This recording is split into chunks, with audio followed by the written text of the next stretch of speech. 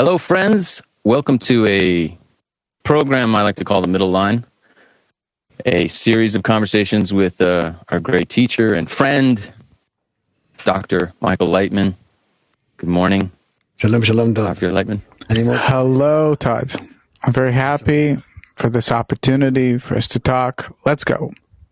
I'm very happy as well. We spoke 10 years ago, the last time we spoke like this. Of course, we were in person. Yeah. Your beard was a little blacker and my hair was a little blonder. So we'll get right into it. Basically, I want to have a conversation with you about where we kind of scrutinize the middle line and other kind of topics around our studies in Kabbalah. First, I wanted to talk to you a little bit about your background. I know your background is in biocybernetics, which I had to look that up, by the way, to determine what that is exactly. But it's the science of communication and control with a living organism, particularly on a molecular basis. Yeah. Basically, it's the study of systems. Is that right? Can I just ask you then, why did you choose this as a background out of interest before studying Kabbalah, really? I wanted to know the secret of life. What is the secret of life? Where does life come from? How does it develop? How does it evolve? What happens? Where is its origin and where does it end? That in the universe, there's nothing more complex, nothing more important or exalted than human life. So where does man come from? What goes on with him? What is he supposed to come to? Where does he disappear? All these things were interesting for me. I wasn't drawn to psychology or something, neither to philosophy, but only from the scientific point of view of things. So you could sort of determine early that in the fact that you were drawn to the meaning of life, that the actual components that make up the human body and the human being were essential to, let's say, deconstructing that mystery or that puzzle. Yes. So, I even remember as a child, I looked at the stars and everything, and I didn't know, where did I come from, what for? Because in day-to-day life, there's no point in living. Everything's so obvious, so clear. You begin your life, you live your life, you die. It's kind of useless. The question about the meaning of life, what's the purpose, really worried me. I think most students who come to the path of Kabbalah obviously have that same burning question that has brought them. Mm-hmm. Let me ask you this.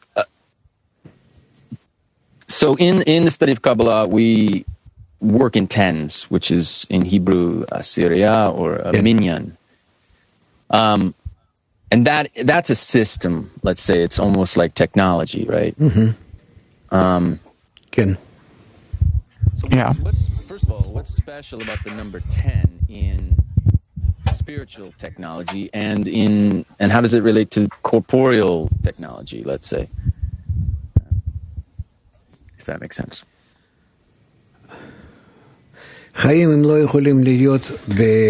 Life can't exist without some kind of construction, structure.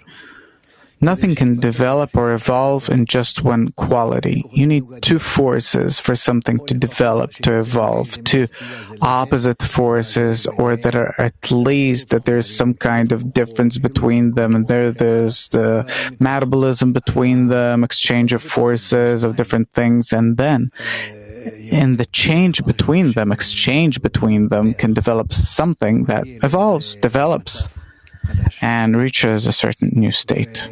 And therefore, life is always a combination of two opposite forces. But when we start going deeper into the structure of these two forces, we see that out of these two forces, they actually become 5 forces. And out of 5, they become 10. Meaning, to express the qualities of two forces, we really need 10 different forces. And when they work in a kind of certain special connection between them, communication between them, they create a system. That is a system of emission and absorption, of metabolism, a system of a system in which they can give birth to new states, new things, new qualities. And therefore, what follows is that eventually, naturally, these two forces have 10 different aspects. Okay. And there's a balance between negative and positive within that system of tens, let's say. Is it 5 and 5? Is that like a balance that we're actually aiming for? More or less, yeah. So that We say that it's plus and minus on both sides that are in a special kind of, when they reach a special kind of connection between them, they form the ability to limitlessly develop, and this development is called life. Okay, that's interesting. And that actually brings me then to the concept of the middle line, which is where we, as Kabbalist students of Kabbalah, strive to create a third element within that balance, strike a third element, and progress based on the concept of negatives and positives in that balance. So how does the middle line... Let's start with this. How important is the middle line in developing ourselves evolutionarily?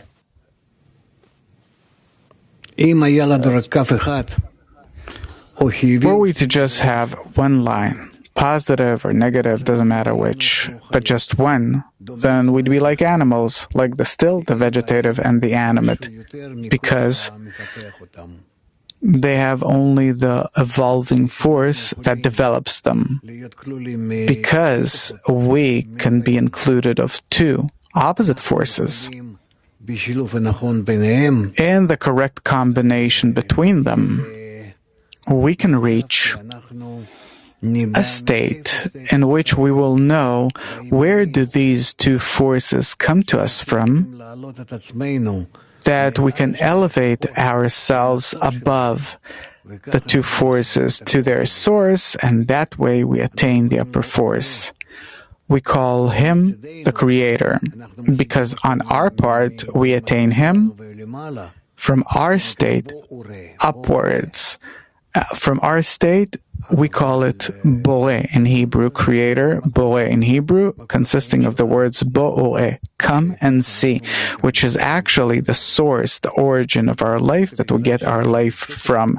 And because we have these two opposite forces, and on the other hand, we're all the time in this inner kind of collision, doubts.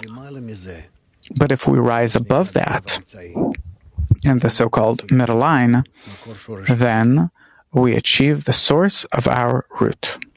This is a very uniquely spiritual, very uniquely Kabbalistic concept. Goal is to establish, and not only establish the middle line, but to bring it out and expose it to the masses, to humanity. That's really our mandate as students of Kabbalah, correct? And and you make it a very strong point that your students should always be disseminating the wisdom of Kabbalah, disseminating this middle line to humanity. What is the most effective means for spreading that message? How does the concept of the 10, our work in the 10, how does that assist us? How can it assist us in exposing the middle line to the mixed multitude?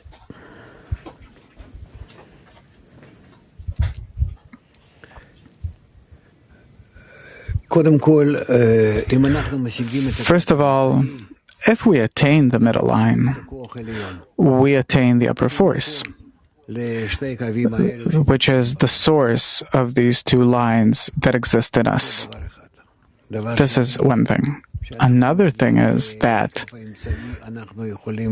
when we come to the middle line, we can see that we can integrate in the upper force, become included in him, and there all of us can integrate together in one force, in one connection. We stand no chance to connect between us unless each of us tries to ride to that middle line and there integrate with everyone, and to the measure to which we become integrated with one another to that extent in the middle line, we can also achieve the upper force, the creator, in an ever greater intensity. So the process for us of dissemination of a message of love, care, and concern, mutual guarantee, in short, love others, love the other as you would yourself. In a sense, our efforts to disseminate that message also assist us in discovering the middle line ourselves. Is that correct? Would you? How does? Yeah. Of course. Is it? Obviously, it's essential, but is it the only thing? Because we work in groups, we work in our own 10 internally, but we're also meant to go externally. So there seems to be a middle line almost in that process as well, between the internal work and the external work. Yeah, in our life too, we use the concept of the middle line, but it's not the same middle line that we talk about in the wisdom of Kabbalah. In the wisdom of Kabbalah, the middle line is that we rise above the two lines in order to find the upper force. That on our part is like the combination of right and left of both lines, but also that is higher than them, superior to them. And in our world, we say too that it's good, plus and minus, to be in between the two. That's the best possible state. Then we find energy, we find the good relations between us, between hate and love. That it's good if we use all opposing forces in nature, that we know how to use the happy middle between them, so to say, the happy middle, that we know how to use them in a state where there's resistance and collision between them, and then upon it we do the work between plus and minus, like in electricity. All right, let me move forward a little bit. I've always had this kind of theory that if you look at the world as the same as you would a body, a human body, each part of the world, let's say even by continent or culture, has its own process of evolution, egoistic evolution. So what you might see in Africa in terms of how they are meant to grow and develop through, what we might call blows or different occurrences, problems. What you see in Africa might be very different than what you see in South America, for example. More or less all part of our common soul. Yeah, go ahead. You were going to say something. No, I'm listening. Well, So all parts of our common soul, but developing in various different capacities at different times and in different ways. I would call that an evolutionary process of the ego myself. Now, is that more or less how it sort of happens? The ego grows in these areas, and then it's humbled through different sorts of crises and blows, as we might say, and then there's a change, an adjustment in that culture, in that area. And again, what you might see in Asia is different than what you might see in North America. Is that how you picture it? Is that an accurate sort of depiction of how you might see the world, a Kabbalist might see the world?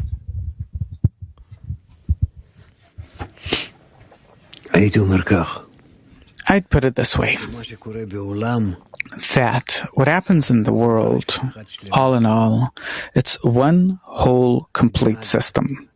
Ideal. The system is ideal. So why does it seem so distorted in our eyes? So rifted, so torn apart, so opposed between all of its parts? It is because we see it the way that we do, as unrelated, disconnected, that there is complete disconnection between all parts of humanity. And therefore, this is what we see. And so the entire correction of humanity is just in order to connect and see itself as one system, like a sphere, whole and complete, that in the correct connection between everyone, the middle line appears, that upper force called Creator, that through its influence over us, through the two lines, and through our attitude toward Him, from below up, through two lines, we meet, and then we connect with one another. This is what we have to do.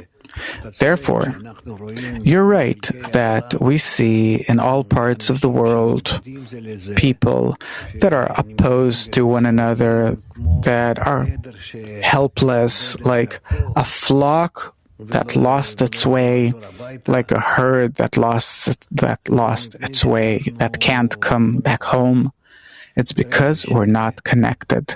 Once we'll start connecting, we will see what's the right direction of how to get back home and reunite with the Creator. We also see not just the people, but we also see, let's say, for example, in California is on fire. And that's a specific sort of event for that area. Beirut, there's a giant explosion. Belarus, there's protests in the streets. So each part of that system is having to undergo various occurrences in order to move. They're being pushed to move from reception to bestowal through those acts of nature. Yes?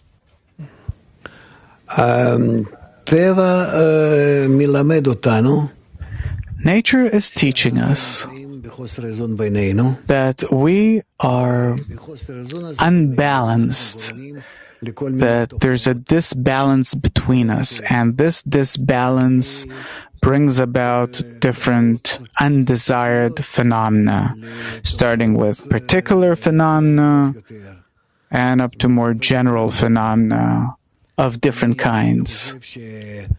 I think that what we see with coronavirus pandemic, it is a phenomenon that actually has to teach us now how seriously we have to relate to our relationship with nature and the relationships between us, between people, and that we have to have good relationships, good ties between us, and that way we will stop this entire process in which we're only suffering. That's exactly what's so interesting right now, is because we've gone, it seems, from a shift in localized occurrences to now a very obvious global common occurrence that we are all having to relate to on a global level that is showing us precisely that just how connected we are. And of course, we as Kabbalists embrace this and invite it, and I'm genuinely thrilled about it myself, but we can't say that exactly. Now, in the wisdom of Kabbalah, that's called, this time that we're going through now is called the Messianic Era, yes? And it's been predicted. Yeah. So how can Kabbalah, or can you explain how Kabbalah defines and relates this to this new Messianic era? What does it mean? What is the Messiah? How do we?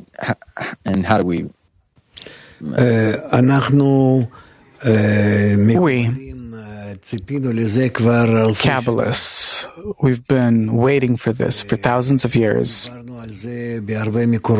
we talked about it in many of our sources, books.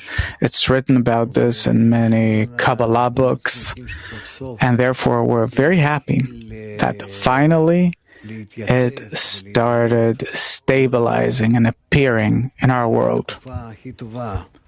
It is the best period, even though that it might be very hard. Let's hope that we will mitigate it and it will be a good time, also in terms of the processes that it has to reveal to humanity. But it's a good period, first of all, because it's the last period in humanity, that after humanity corrects itself of its ego in this period and rises above its ego to connection, to mutual love between all people in the world, then in that feeling, in this connection, we will start feeling the upper world. And we will realize ourselves there, on that higher degree, as it says, that we have to help each other, and by that we all come to love, and we shall reveal the name of the Creator, which is love and connection between us. So we're very happy that we've reached a state where we realize this process, and that we actually are the ones that promote it, advance it. Well, that leads me to my next question, really, perfectly. Pandemics historically have actually brought about a lot of great changes in society just through the sheer nature of what the pandemic does. Especially here where I live in London, for example, we have sewage and we have antiseptics and things like that. Great changes in medicine and societal structures simply due to the pandemic. So now we're sort of seeing that the changes that we're going to see coming are of a spiritual nature. How do this is like an upgrade of the technology that we were talking about before, this sort of the human technology.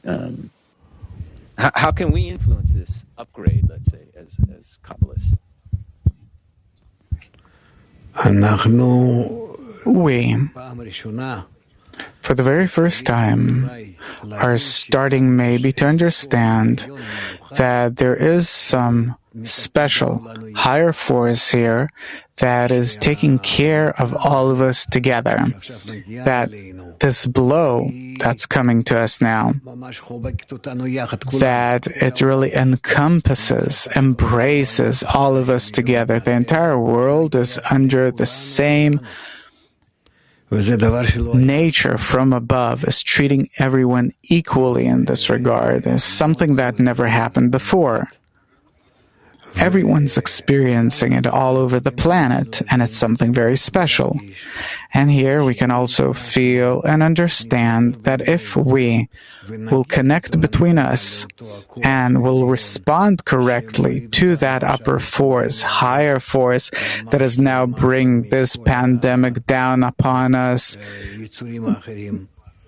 making us lower, bringing us lower than all other creatures. So if we start correctly relating to that upper force, we will be able to elevate ourselves, and we will end this pandemic, this virus, correctly.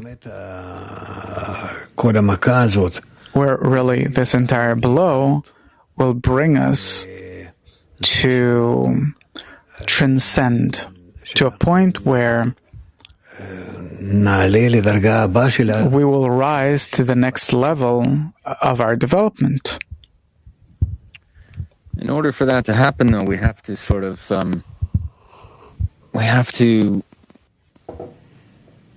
awaken and alert the masses to that there is a creator. We have to reveal him in the world. Sure. I want to shoot. Let me shoot back. I'm going to go back in time. 8 years ago, we had a Congress in Vilnius, almost exactly 8 years ago. You might remember. And that was sort of the birth. And during this time, we had a workshop that was like the birth of the seminar, the workshop. And it was the birth of integral education as a concept. We had a workshop. I encourage friends to go back and watch it and look. It was workshop number 3, where we started to talk about like a town. I don't know if you remember this, but there was a town that was going to be limited. Like everyone in the town was going to lose half their income. Everyone was going to have to work together to continue to have common resources. And their choice was to either abandon the town completely or to stay together and try to make it work on the limited resources they had. That was the first time we started talking about integral education and started looking at this. And here we are now, 8 years later, and it's like coming to fruition. We're starting to see that this is how people are going to live. And it stuck with me, this Congress and this period, and a lot of friends as well during that time. And we started this program of integral education from here. So the question really is, where do we stand now as an organization, B'nai Baruch, in terms of our necessity to spread this message of integral education, and how can we implement this, what we've been working on for the last 8 years to develop? Where do we go from here? We continue to having to spread this to all of humanity, to explain why do we have the pandemic that we do? What does this virus want from us? It's not just a virus. There's a very important human component about it, because it takes us out of the entire system that we have built for humanity. We won't be able to go back and live our life like we thought we will in the 20th century.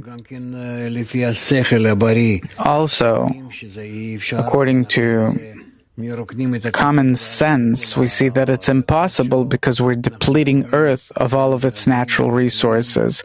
We create such climate turbulences and turbulences in society and in everything. One way or another, we're finishing humanity off. We're putting ourselves to death by all of our businesses, engagements. And therefore, I think that those that look at this pandemic, if you correctly look at how things were before the pandemic and toward what are we deteriorating, then it's not a deterioration. We see what we see today is a healing. And we are getting better. We're healing from our ego, from all of our imaginary egoistic engagements. And we'll start thinking differently about our life, about our relations.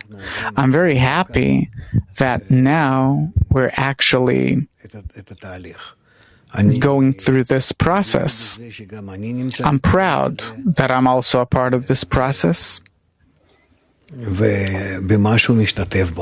and that I'm participating in it to some extent. It's a very important process for all of humanity. We can't grasp yet what is going on with us, how fundamental and global the changes really are. Not only on this planet in terms of human beings and families. So I'm very happy that I'm living in this period in time. And therefore, the times that you say that according to how you feel it started in Vilnius 8 years ago, then yeah, true. From Congress to Congress, from year to year, this is how we advance. Our last Congress was on February, half a year ago, and see what happened since then. The changes that took place around the world. And can you imagine what will happen until next February 2021? I really hope that all of humanity will very quickly understand that the direction of our development has to be in connection, in love, and then we will discover new forces in society of how to rise above all of these pandemics, that really the remedy is our connection, the connection between people. And this is how we will continue into a world that is utterly good. You'll be happy. I want to see it that way. Well, I agree with you. I'm also proud and thrilled to be part of this era and part of this process. It's a great time to be alive. Unfortunately, we're out of time. Next time, I'd like to maybe talk to you about artificial intelligence and a whole lot of other questions I have for you, if you would allow it. Whatever you wish. Whatever you wish. We know each other for many years. I'll be happy to meet you again and again. Thank you very much, Todd. All the best. Thank you, Dr. Lightman. We'll see you soon.